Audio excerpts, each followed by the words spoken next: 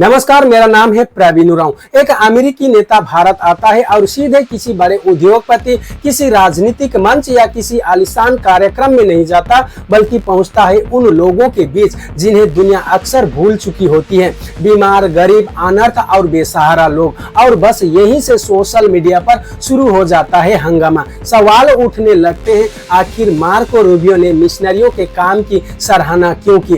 क्या ये सिर्फ एक सामान्य दौरा था या इसके पीछे कोई बड़ा संदेश छुपा हुआ था? और सबसे बड़ा सवाल, आखिर मिशनरियों की सेवा से कुछ लोग इतने परेशान क्यों हो जाते हैं? आज की इस वीडियो में हम बात करेंगे उस बहस की जो सिर्फ धर्म तक सीमित नहीं है, बल्कि राजनीति, समाज, आदिवासी इलाकों, शिक्षा और इंसानियत तक जुड़ी हुई है। कहानी शुरू होती है उस समय से जब दुनिया के कई हिस्सों में सरकारें भी उन इलाकों तक नहीं पहुंच पाई थी, जहां बीमारी, गरीबी और अशिक्षा ने लोगों की जिंदगी को अंधेरे में धकेल दिया था। भारत के दूर दराज गांव, जंगल, पहाड़ी इलाके जहां सड़क नहीं थी, अस्पताल नहीं था, स्कूल नहीं था, वहां कुछ लोग पहुंचे। उनके हाथ में सत्ता नहीं थी, लेकिन दवाइयां थी। उनके पास हथियार नहीं थे, लेकिन किताबें थी। और यही लोग मिशनरी थे। अब यहाँ एक बड़ा सवाल आता है, अगर किसी ने स्कूल बनाया, अस्पताल बनाया, गरीबों की मदद की, तो फिर उससे डर कैसा, विरोध क्यों?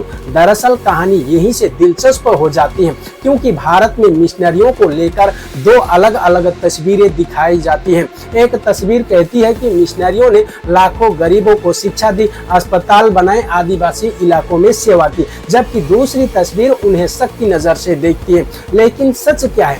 जरा सोचिए, जब देश के कई दूरस्थ इलाकों में सरकारी स्कूल तक नहीं थे, तब मिशनरी स्कूलों में हजारों बच्चे पढ़ रहे थे। जब कई गांव में डॉक्टर नहीं पहुंच पाए थे, तब छोटे छोटे मिशन अस्पताल लोगों की जान बचा रहे थे। और यही वजह है कि आज भी कई गरीब परिवार मिशनरी संस्थाओं को सिर्फ धर्म से नहीं, बल्कि मदद और सहारे से जोड़कर देखते हैं।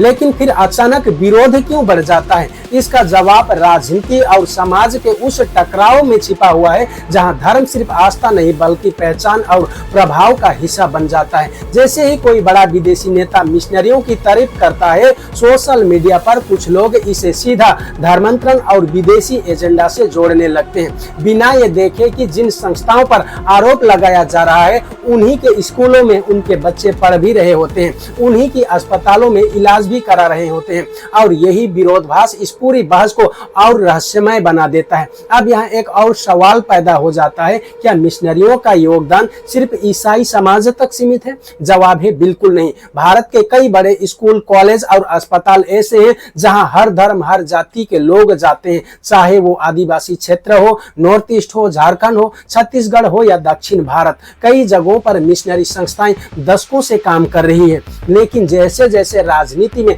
धार्मिक पहचान का मुद्दा मजबूत हुआ, वैसे वैसे मिशनरियों को लेकर बयानबाजी भी तेज होती गई। कुछ संगठनों ने उन्हें राष्ट्र विरोधी तक कहना शुरू कर दिया। लेकिन क्या कभी किसी ने ये पूछा कि अगर कोई संस्था इतने सालों से सिर्फ गलत काम कर रही होती, तो क्या लाखों गरीब लोग आज भी उन पर भरोसा करते? और शायद यही वो सवाल है जिससे कई लोग असहज हो जाते हैं, क्योंकि जमीनी सच्चाई हमेशा टीवी डिबेट से अलग होती है। अब जरा मदर टेरेसा को याद कीजिए, एक ऐसी महिला जिन्हें दुनिया ने नोबेल शांति पुरस्कार दिया, जिन्होंने कोलकाता की गलियों में मरते हुए लोगों को उठाकर सहारा दिया। लेकिन समय के साथ उन पर भी सवाल उठे, आलोचना हुई, विवाद हुए। और यही दिखाता है कि भारत में मिशनरी शब्द सिर्फ सेवा नहीं, बल्कि एक राजनीतिक बहस भी बन चुका है। लेकिन सबसे दिलचस्प बात यह है कि जब कोई विदेशी नेता भारत आकर मिशनरी संस्थाओं से मिलता है, तो विरोध सिर्फ सेवा पर नहीं होता,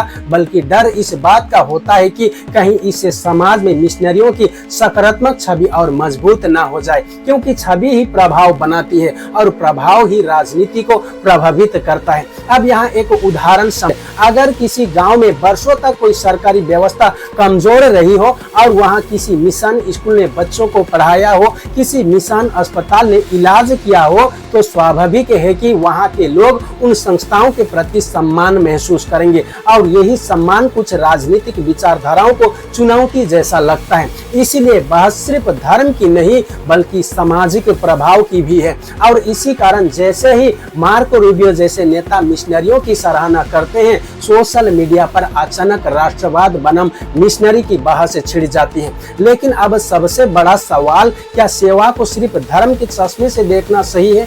अगर कोई गरीब बच्चे को शिक्षा देता है, भूखे को खाना देता है, बीमार का इलाज करता है, तो क्या उसका मूल्य सिर्फ इसलिए खत्म हो जाता है क्योंकि वो किसी धार्मिक संस्था से जुड़ा हुआ है? और शायद यही वो प्रश्न है जिसका जवाब आज का समाज खोज रहा है। क्योंकि सच ये भी है कि भारत जैसे विशाल देश में सरकार अकेले हर जरूरतमंद तक नहीं पहुंच पाती। वहाँ कई सामाजिक और धार्मिक संस्थाएं मदद करती हैं। कोई मंदिर चलाता है, कोई गुरुद्वारा लंगर चलाता है, कोई मस्जिद से सहायता करता है और कोई चर्च के जरिए स्कूल और अस्पताल चलाता है। लेकिन जब बात मिशनरियों की आती है तो बहस अचानक ज्यादा तीखी क्यों हो जाती है?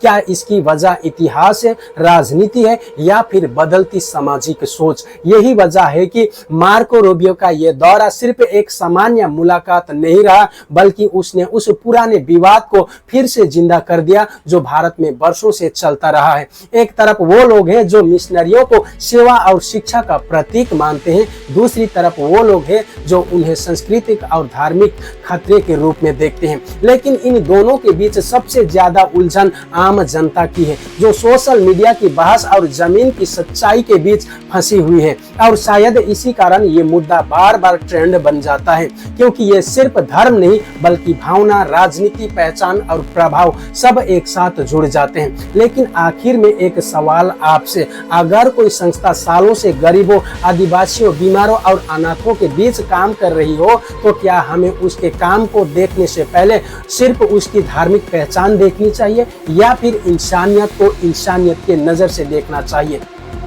यही वो सवाल है जिसने आज पूरे सोशल मीडिया को दो हिस्सों में बांट दिया है। और शायद आने वाले समय में ये बहस और भी तेज होने वाली है। इस विषय पर आप लोग क्या सोचते हैं? कमेंट करके अपना राय जरूर बताइए। और अभी तक आप लोगों ने इस चैनल को सब्सक्राइब नहीं किया है तो चैनल को सब्सक्राइब जरूर कर लीजिए। धन्यवाद। जय हिंद।